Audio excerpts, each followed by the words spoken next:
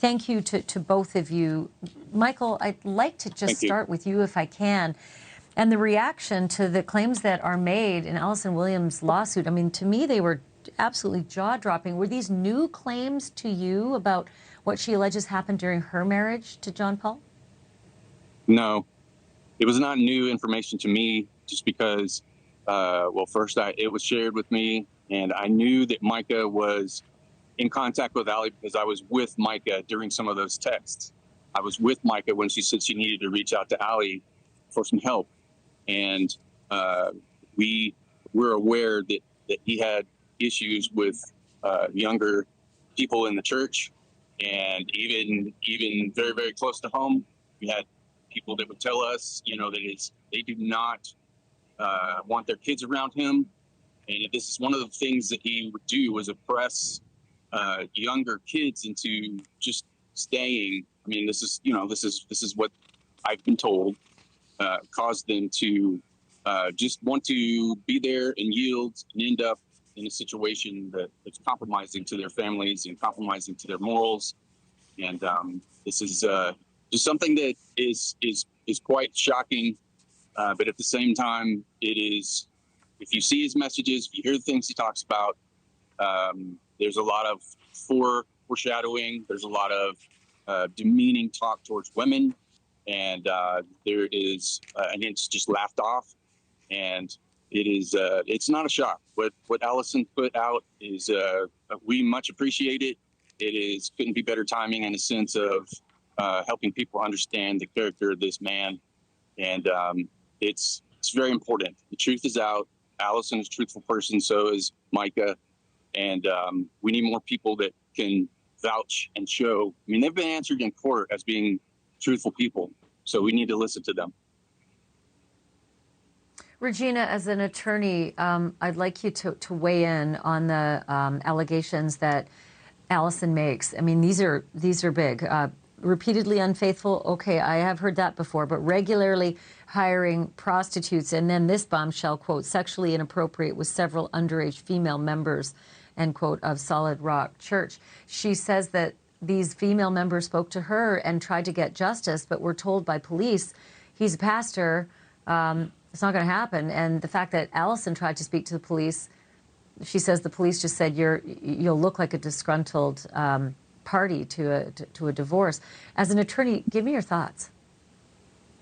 Yeah, I've actually read those pleadings that were filed, and Alison had mentioned that when she went to tell the police about what these young women or young ladies had told her about, that there was a concern that with all the circumstances surrounding it, that it may not, take it seriously. That's really disconcerting. They should have gone and investigated further, in my opinion, and looked a little further into that. Unfortunately, whenever divorce pleadings are filed, about every action that you take, people are, or I shouldn't say people, but the judges or the opposing counsel are suspicious that whatever you're doing may be something to, get yourself ahead in your own divorce. Discredit the other party, right? Exactly, Yeah, yes. yeah. I mean, that's why, listen, matrimonial law is some of the most difficult, some of the most egregious and acrimonious courtrooms in the country, our family court. It is. And I just want to reiterate that, again, John Paul has not been charged with anything. And so these are allegations made in court filings. But Michael, I've got to ask you, did Mica ever let on that any of these same behaviors that Allie is alleging happened during her marriage to JP? Yes. Bingo. That's the thing I'm talking about. As far as she's truthful, Mike's truthful. The court's already shown that they are truthful people, so we need to listen to them. Same things occurred during Allie's marriage that occurred during Mica's marriage to this man. And like I said, I was there for some of the texts. I was there for some of it.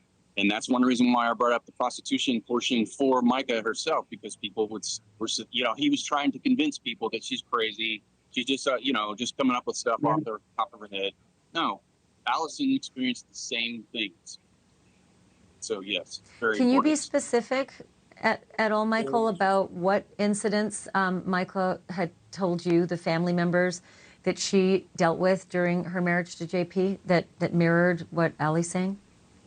Well, let's see. Well, just the fact that it just seemed to be like no big deal for John Paul to suddenly just say, let's go grab a prostitute after dinner or whatever, just nonchalant, and then basically just force Alison or Mica to be, in at least a view of this, and at least the exposure to it.